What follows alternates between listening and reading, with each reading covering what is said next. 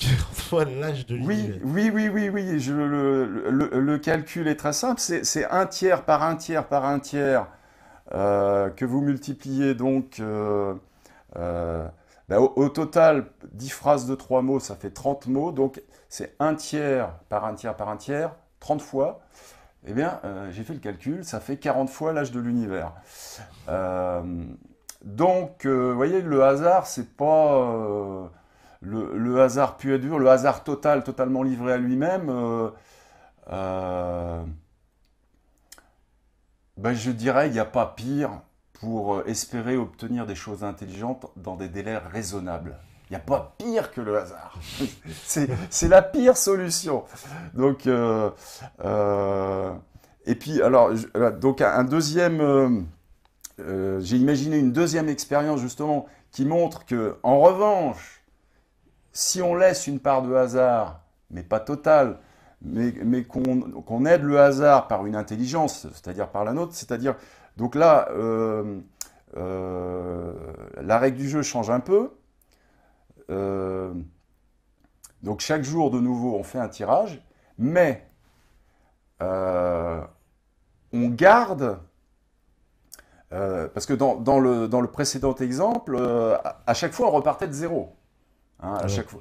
Là, cette fois, on garde les mots qui sont situés à la bonne place.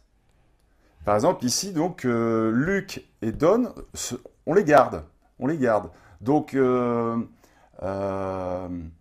donc étant donné qu'il y a une chance sur trois, en moyenne, enfin, il y a une chance sur trois de tomber sur ce qu'il faut, c'est-à-dire un sujet à la place d'un sujet, un complément à la place d'un complément ou un verbe à la place d'un verbe, et bien donc sur les 30 tirages du premier jour, une chance sur 3, ça fait à peu près 10. Il y aura à peu près 10 sujets, verbes ou compléments qui seront situés à une bonne place. Donc ceux-là, on les garde. Et donc le lendemain, deuxième jour, on ne va tirer que les 20 qui restent Qui à reste. placer. Ben, alors pareil, sur les 20, il y en aura à peu près un tiers de bons. Ça fait à peu près 7, 3 fois 7, 21. Enfin, vous voyez, donc, premier jour, on en a déjà à peu près 10 de bien placés. Au deuxième jour, 17. Et alors, pareil, ben, quel est le tirage, pardon, le temps d'attente moyen cette fois, mais avec cette expérience où nous, on est un être intelligent, nous, on sait qu'un verbe doit être à la place d'un verbe, un complément à la place d'un complément, un sujet à la place d'un sujet. Donc nous, on intervient dans le processus en tant qu'intelligence. Et bien là, en 10 jours, c'est réglé. 10, 11, 12 jours, on a nos 10 phrases à la queue leu correctes avec sujet, verbe, complément. Ça veut dire quand il y a une intervention intelligente, Bah, c'est automatiquement beaucoup plus efficace. Et oui, c'est voilà. Et donc moi, effectivement, voilà, vraiment la leçon de cette expérience euh, qu'on peut réaliser chez soi. Enfin, dans ouais. la première La expérience, il première, pas faudra sûr. être Hein. patient parce que si vous voulez attendre 40 fois l'âge de l'univers, vous avez une vraie patience et une vraie longévité en plus.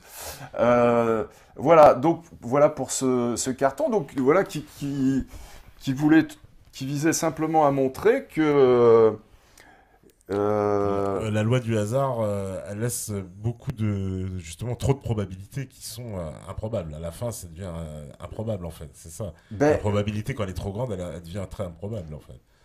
oui, c'est-à-dire que oui, quand vous obtenez des probabilités euh, de l'ordre de 1 milliardième, bon, ça veut quasiment dire que c'est pas possible, quoi. En tout cas, voilà, à l'échelle du temps euh, qui n'est quand même qui n'est pas illimité. L'âge de l'univers, c'est 14 milliards d'années. Hein, 14 milliards d'années, bon, c'est beaucoup d'un certain point de vue, c'est peu d'un autre. Hein. Ouais. En tout cas, pour l'évolution des espèces, il est clair que, pour moi, il est absolument évident que le hasard ne peut pas, dans les délais qui sont quand même relativement courts, juste un exemple, le dernier ancêtre commun entre le chimpanzé et l'homme remonte à 7 millions d'années. 7 millions C'est d'années, pas ça... beaucoup. Non, c'est très peu. C'est très peu. C'est très très peu. Et on l'a, cet ancêtre, parce que ça, c'est pareil, le fameux chaînon manquant, c'est quoi alors? Non, je crois pas qu'on l'a encore vraiment. Parce On qu'on l'a on vraiment, nous a mais- dit que même Lucie, ce serait des restes de singes, que ce ne seraient pas des vrais. Ah ouais, alors moi je fais mon conspi, hein, mais c'est les infos.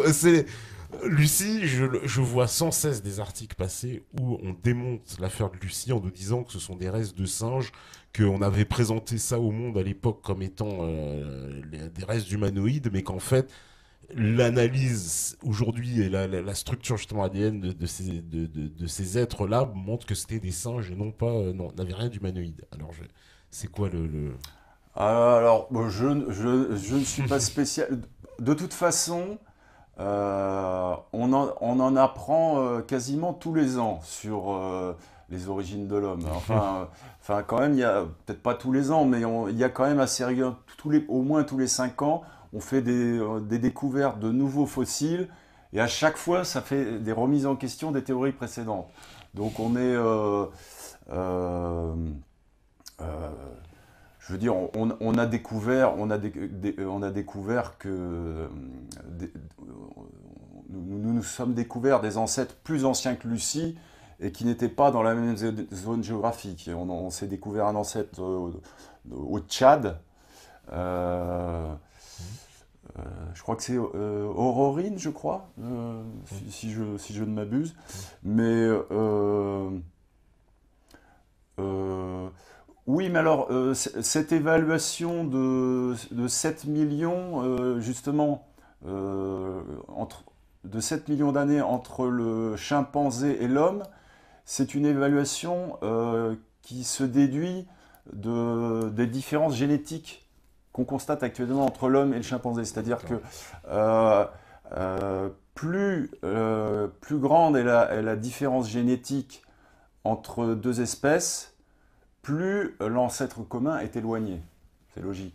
Donc, il me semble que cette évaluation de l'ancêtre commun, remontant à 7 millions, provient de calculs portant sur l'ADN. Hein. C'est-à-dire, voilà, c'est de ce qu'on appelle une distance génétique. Mais ce que je voulais... pourquoi je citais cet exemple? Oui, c'est ça, c'était pour... sans vouloir offenser les chimpanzés, je veux dire, entre le chimpanzé et l'homme, il y a quand même c'est pas rien. Je veux dire, cette capacité que l'homme a du langage articulé, c'est-à-dire une langue avec une grammaire très structurée, et en plus également une habileté des mains supérieure à celle des chimpanzés, qui nous permet de fabriquer vraiment... aller mettre un chimpanzé à la couture, vous n'y arriverez jamais. Il y en a qui regardent Meta TV, hein, des chimpanzés. Mais non, mais effectivement, oui, le chimpanzé, bon, mais ils ont des petites habiletés, on va dire. Oui, bon, enfin, en tout cas, ta première réaction, ça a été, mais c'est court, 7 millions. Oui, 7 millions, c'est court, ça me paraît court. En tout cas, c'est beaucoup trop court pour que le hasard, toujours lui, qui pèse sur nos épaules. Enfin, moi, je m'en suis débarrassé depuis longtemps. Mais... Parce que si j'écoute Darwin, ça veut dire quoi? Il y a un chimpanzé, il y a 7 millions d'années, il s'est réveillé avec une gène... Non, pas un chimpanzé, un ancêtre commun, ce qui n'est pas la même chose. Ah, d'accord, donc il y avait... Un ancêtre commun, c'est-à-dire que l'homme, il y a deux branches. L'homme, c'est une branche, en fait. Voilà, c'est-à-dire que l'ancêtre ne ressemblait pas tout à fait à un chimpanzé. Mais on l'a, cet ancêtre, ils l'ont, on nous le présente, il est quelque part? Honnêtement, je pense que non. Je pense qu'on n'a pas encore trouvé les ossements, mais bon, je dis que tous les 5 ans on trouve des nouveaux ossements. Oui, en même temps, c'est pas si nombreux que ça, quoi. Donc il faut. Il y a un truc que je comprends pas, parce que par exemple, c'est l'étonnant de cette théorie, elle est scientifique, qui nous disent, voilà, il y a un ancêtre commun au chimpanzé et à l'homme. Mais on devrait en trouver des tas d'exemplaires, non? Je sais pas, on devrait en trouver un peu partout, des morceaux fossilisés. Puisqu'il y a encore pas mal d'hommes, pas mal de chimpanzés, donc ça veut dire qu'il y a pas mal de descendants. Donc, D'ascendants. D'ascendants, oui. Oui. Beaucoup d'ascendants. Oui, mais je sais pas, moi c'est ça qui m'étonne, c'est qu'il n'y a rien, on trouve pas. Ils sont où alors? Il est où l'ancêtre commun? Non, mais moi je trouve que des fossiles comme Lucie ou Aurorine, donc qui sont postérieurs, hein, non, là, j'ai pas l'apparition des Australopithèques, parce que Lucie, c'était un Australopithèque, c'est pas classifié dans le genre Homo, hein, H-O-M-O.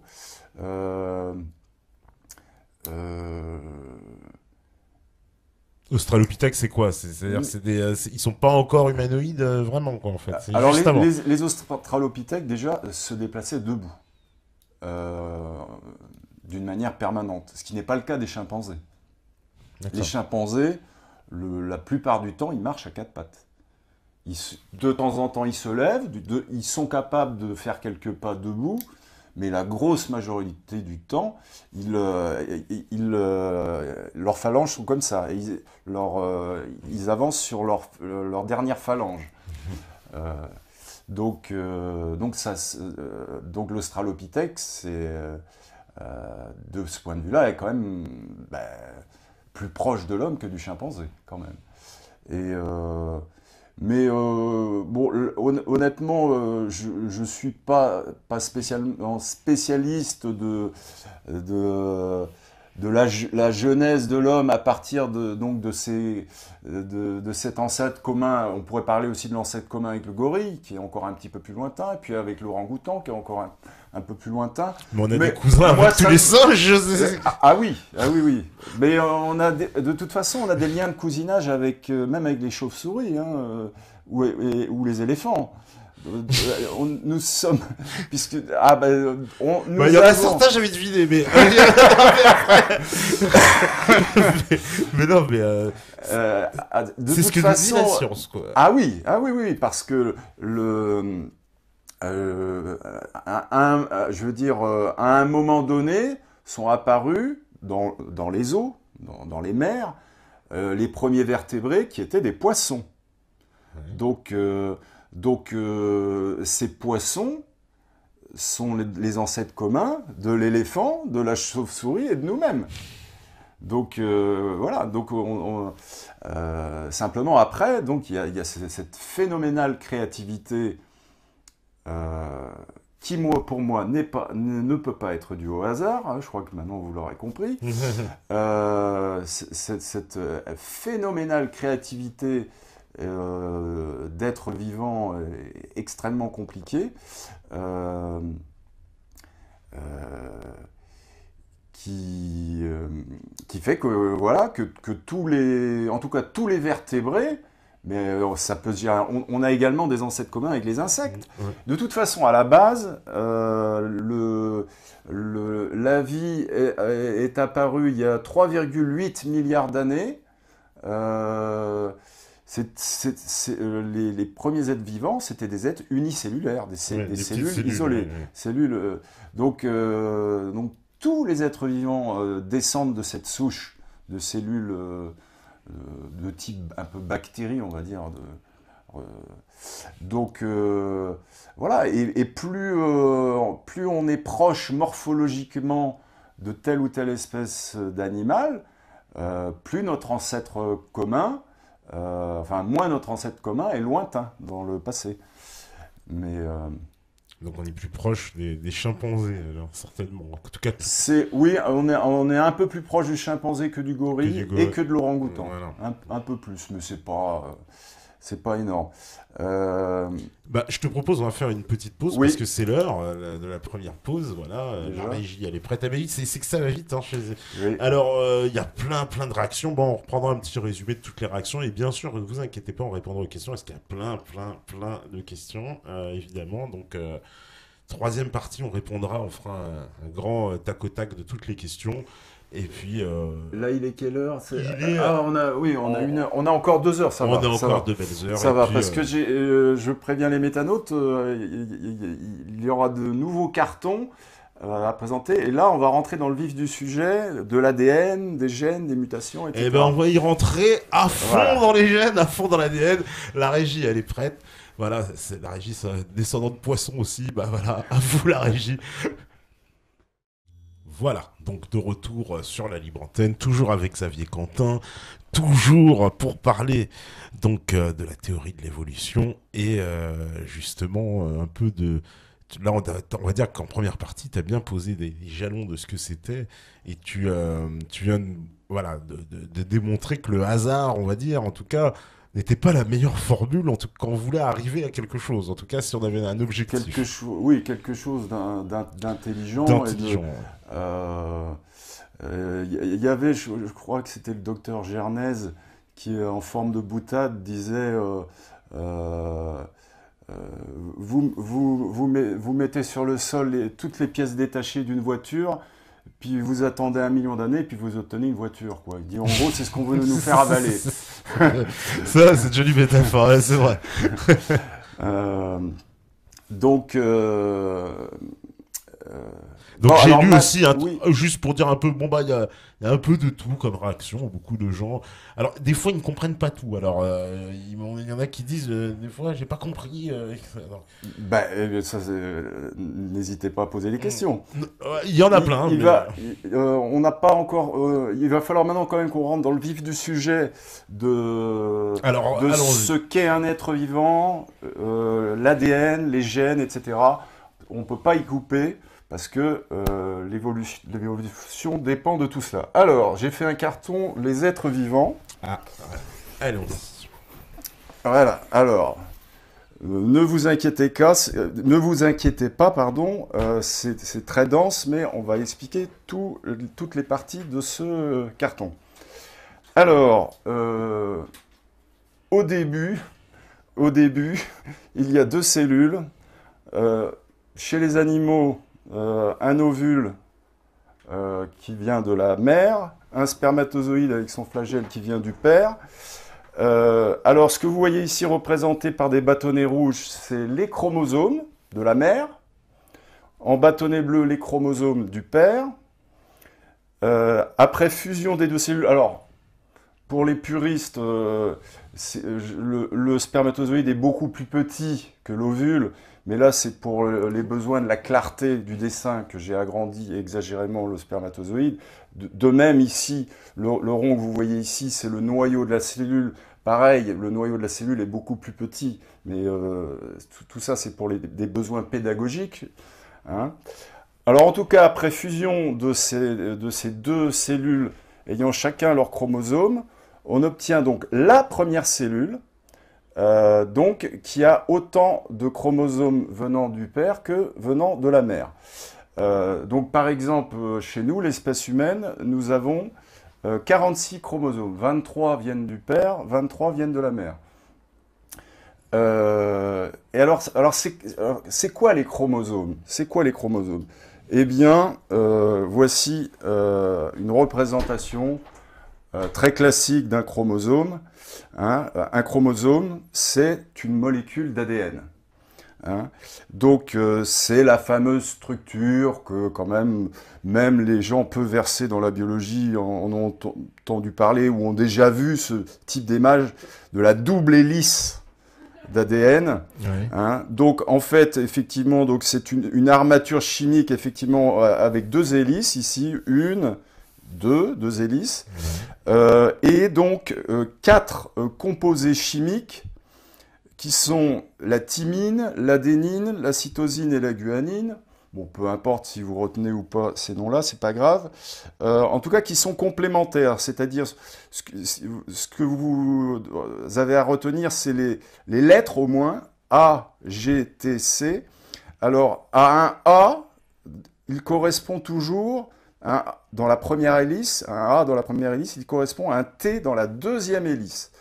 Et à un G correspond toujours à un C. Voilà. Bon, c'est une règle d'appariement de ces 4 molécules chimiques assez simples, donc qui sont finalement, qui constituent l'alphabet du code de l'ADN. Et donc le chromosome, c'est quoi? Alors, donc, le chromosome, c'est une molécule très très longue, hein, qui comporte donc je veux dire, cette succession des 3 bases, qu'on peut appeler des lettres aussi si on veut, A, C, G, T. Il y en a des milliers, hein. C'est vraiment une molécule extrêmement longue. Si je ne m'abuse, oui, vous avez, nous, espèce humaine, en tout, nous avons 3,2 milliards. Et encore, il faudrait multiplier par 2 parce que ça va par paire. 6,4 milliards de lettres ACGT. 6,4 milliards de lettres ACGT pour décrire tout notre génome complet. Individuellement, hein, tu parles, on entend bien. Pour un individu, comporte 6,4 milliards de ces lettres. Donc, voilà, c'est beaucoup. Bon, évidemment, comme c'est des molécules, en termes de dimension, elles sont petites. Donc, ça peut se caser dans des cellules qu'on voit simplement au microscope. Mais voilà, c'est quand même impressionnant. Alors, ici, j'ai représenté, on peut s'amuser à représenter donc l'ADN sous la forme d'un registre, d'un livre très épais avec des milliers de pages, des centaines ou des milliers de pages, et donc il n'y a que 4 lettres, ces fameuses 4 lettres A, C, G et T. Alors ici, j'ai représenté en rouge alors, les regroupements de 3 lettres, ça s'appelle des codons. Essayez de retenir ce nom, ça s'appelle des codons. Si vous voulez, c'est les mots du langage de l'ADN. Et ici, vous avez un codon qui indique le début d'un gène, et ici, en rouge, un codon qui indique la fin d'un gène. Donc, la suite de ces codons-là, c'est un gène. De même ici, j'ai représenté un autre gène. Donc, chaque chromosome est porteur de dizaines et de dizaines de gènes. Il faut savoir que chez nous, l'espèce humaine, nous avons 25 000 gènes, ce qui paraît peu à certains, mais il y a un certain nombre de gènes qui sont capables, qui sont multipossibilités. On verra de quoi il s'agit tout à l'heure. Donc ça voudrait dire que les gènes, au moment là, de la création, ils sont aussi donc pour moitié de notre père et moitié de notre mère, c'est ça? On a une stricte égalité aussi là, de ce point de vue-là?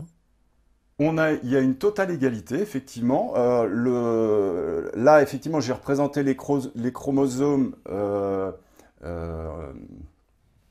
Les chromosomes s'apparient, hein. Disons qu'on leur attribue un numéro, et donc on sait parfaitement que dans le chromosome auquel on a attribué le numéro 1, il y a tel et tel et tel et tel gène. Enfin, les généticiens le savent, sans toujours savoir exactement le rôle des gènes en question, parce que la génétique, ce qui reste à découvrir est plus important que ce que l'on sait déjà. Ça, il faut être bien conscient de ça. C'est immense encore. C'est encore l'océan d'ignorance dans lequel baignent encore les généticiens et les biologistes est impressionnant. Vous pouvez me faire confiance, je me suis penché longuement sur la question.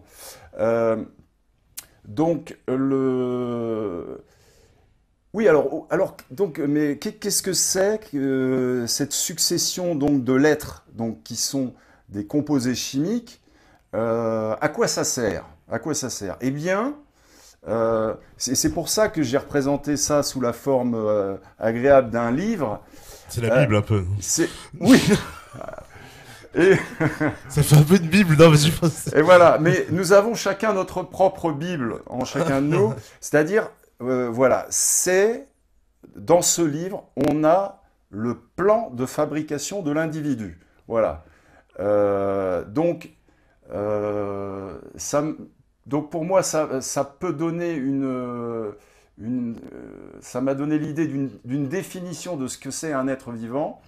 Un être vivant est un assemblage de matière qui possède en lui-même son propre plan de fabrication. Les nuages, les montagnes, ils n'ont pas leur plan de propre fabrication en eux-mêmes. Ça n'a aucun sens.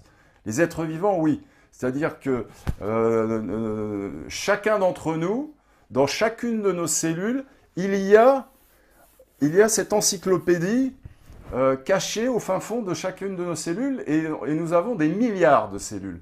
Donc, nous avons donc ce plan qui a permis de nous construire à partir de la première cellule. Eh bien, on l'a dans chacune de nos cellules jusqu'à la fin de nos jours. Ça ne change pas. Hein.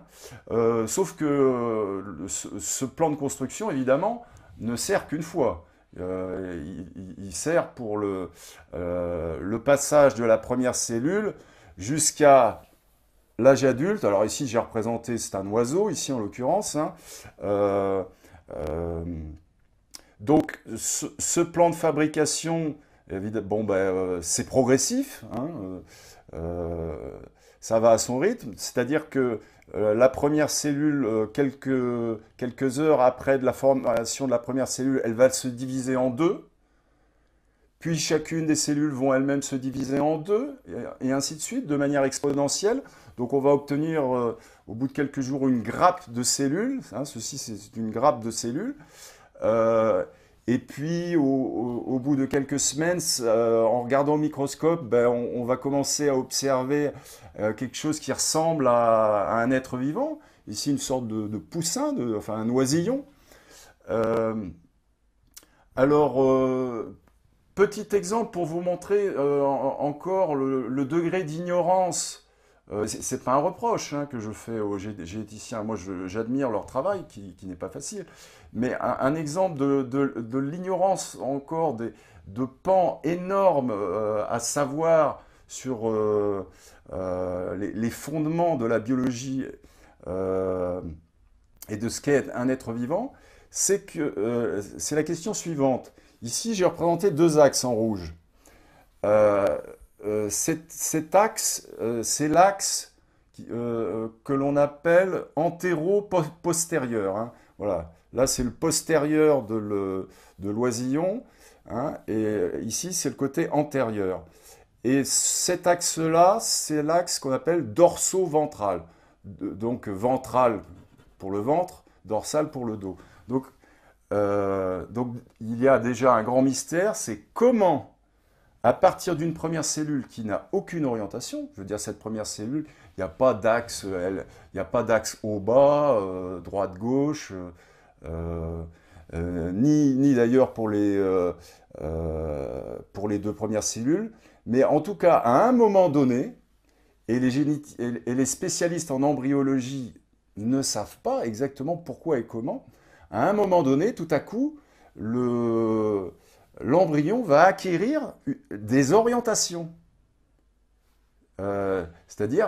il va pas nous mettre les mains sur la tête, enfin, il sait où placer, oui, en fait, chaque chose. Voilà, et donc, je veux dire, c'est l'une des choses fondamentales, déjà, pour construire un être vivant. C'est de savoir où va être l'avant, l'arrière, ouais. Le ventre, le dos.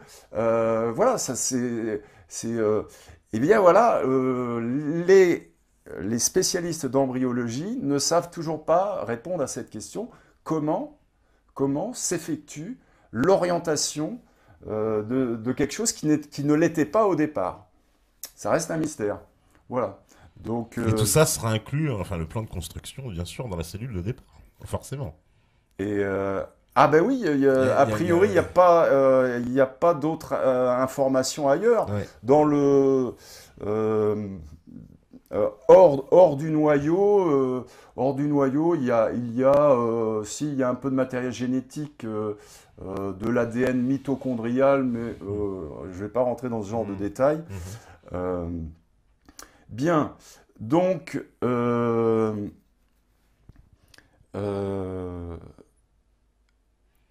On me dit, il passe 2 cellules à un paquet, puis à l'oisillon, lol, un peu court comme chemin. Oui, enfin, c'est pour expliquer, on va pas refaire le chemin des ah, cellules, bah, puisque c'est là au moment de la séparation, c'est le même principe qui s'opère à chaque fois, c'est ça, qui se oui, sépare, qui se à sépare. chaque fois, oui. Alors c'est ce qu'on appelle la mitose. Je ne vais pas non plus vous inonder de mots savants. Euh, euh, oui, ici sont représentés en beaucoup plus petite taille, ce que j'ai représenté ici en gros, à savoir une grappe de cellules. Et les petits points là, c'est les noyaux. Voilà. Bon. Et bien sûr, évidemment, là aussi, c'est une représentation. Là, du coup, les cellules sont sont d'une taille exagérément agrandie. Et tout ça, c'est j'ai consacré beaucoup de temps. J'essaie de faire l'effort de pédagogie euh, pour que nos auditeurs essaient de s'y retrouver. Alors, euh, Alors là, c'est quoi cellule ah germinale? Parce que oui. t'as spécifié Alors quand même nous quelque avons, chose. oui, alors ça c'est très important puisque c'est là que l'évolution, c'est là que tout va se jouer. C'est-à-dire que que ce soit chez les animaux ou chez les plantes, il y a deux types de cellules. Les cellules ordinaires du corps, hein, qui, je le rappelle, possèdent tout en elles-mêmes ce fameux plan de fabrication, bon, qui une fois qu'il a servi, sert à autre chose. On y reviendra. Donc, les cellules ordinaires et les cellules germinales. Les cellules germinales n'ont pas les mêmes propriétés et surtout pas le même objectif. Le but des cellules germinales, c'est de créer les futurs ovules pour les femelles, spermatozoïdes pour les mâles, quand il s'agit des animaux. Euh, et et c'est lors de la genèse des cellules sexuelles, à savoir spermatozoïdes et ovules, c'est là que peuvent se produire des mutations qui seront transmissibles. Parce que des mutations génétiques, je crois que n'importe quel individu subit dans son corps, n'importe laquelle de nos cellules peut à tout moment subir une mutation génétique. Mais elle ne sera pas transmissible à notre descendance. Donc ce qui fait l'évolution, ce sont les mutations dans les cellules germinales. Hein. Parce que ce sont celles-là qui transmettent les nouveaux caractères obtenus par mutation. Donc, voilà, donc c'est ici, lors de la genèse de ces cellules. Alors ici, j'ai donné l'exemple de la genèse de 4 spermatozoïdes. Euh, et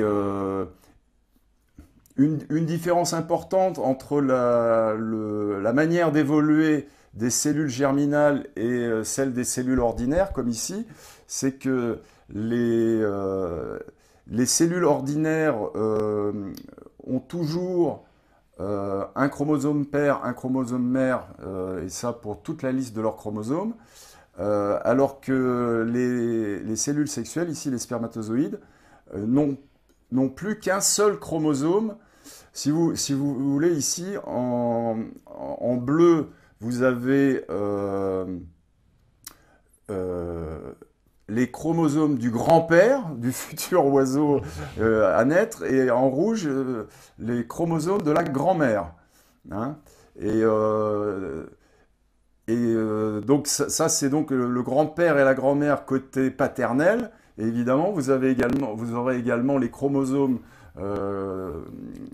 du grand-père et de la grand-mère côté maternel. Voilà. Et donc, en reprenant ce cycle, eh bien, vous aurez de nouveau un brassage. Voilà. Mais, effectivement, il s'avère que il faut savoir que ordinairement, une cellule, quand elle se divise en deux ici, comme ici, là, elle se divise en deux copies exactes, conformes. Les deux cellules filles sont rigoureusement exactes au niveau de leurs chromosomes et de leur ADN. Il n'y a pas le moindre changement.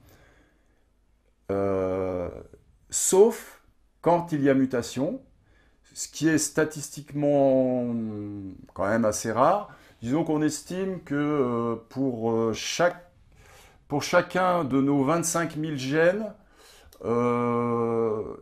sur 1 million de copies conformes, il y a une erreur, enfin ce qu'on appelle erreur. Hein. En tout cas, modification. Voilà, c'est un taux de 1 sur 1 À un million. moment donné, le gène se modifie, c'est ça? À un moment donné, effectivement, ici, dans la liste la des lettres, séquence, là, eh bien, alors, vous avez plusieurs possibilités. Une lettre disparaît carrément. Une lettre est insérée. Donc, une lettre disparaît, ce qu'on appelle une délétion. Une lettre qui s'insère, c'est une insertion. Il peut y avoir un remplacement pur et simple d'une lettre par une autre. Et puis, il se passe également dans les mutations, des mutations de bien plus grande envergure, qui, à mon avis, ont dû jouer un rôle important justement pour les grosses modifications d'ampleur qui ont eu lieu durant l'évolution. ouais. Parce que c'est pas avec des petites évolutions ponctuelles que l'on va fabriquer, qu'on va transformer les nageoires d'un poisson en des pattes avec 5, 6 ou 7 doigts, et qu'on va faire apparaître des poumons, parce que j'en ai pas parlé tout à l'heure, mais peut-être que si les premiers poissons ayant des pattes avec des doigts sont restés 40 millions d'années dans l'eau, c'est qu'ils attendaient que l'apparition de leurs poumons, ce qui est arrivé.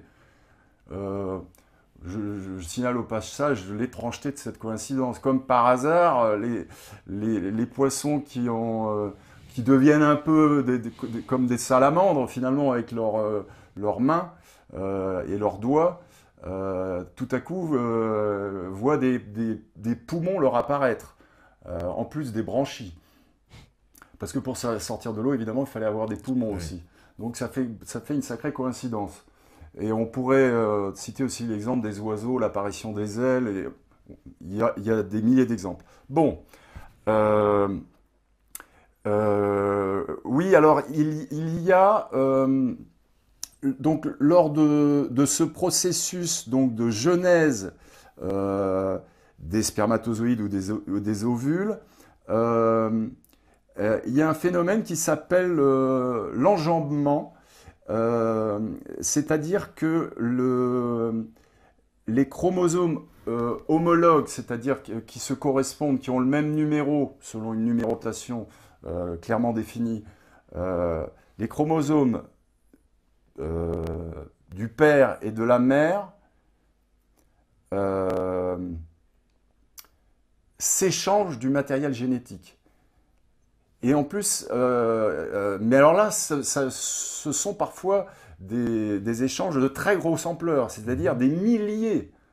Ce ne sont plus simplement des petits changements ponctuels de lettres qui peuvent avoir des conséquences néfastes, mais là et ça a été observé, enfin, c'est prouvé par l'observation des gènes.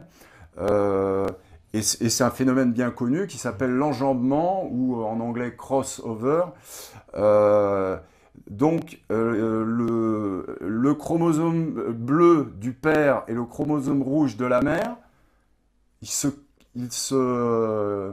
rapprochent l'un de l'autre et ils s'échangent mais des pans entiers, des dizaines, voire des centaines de lettres,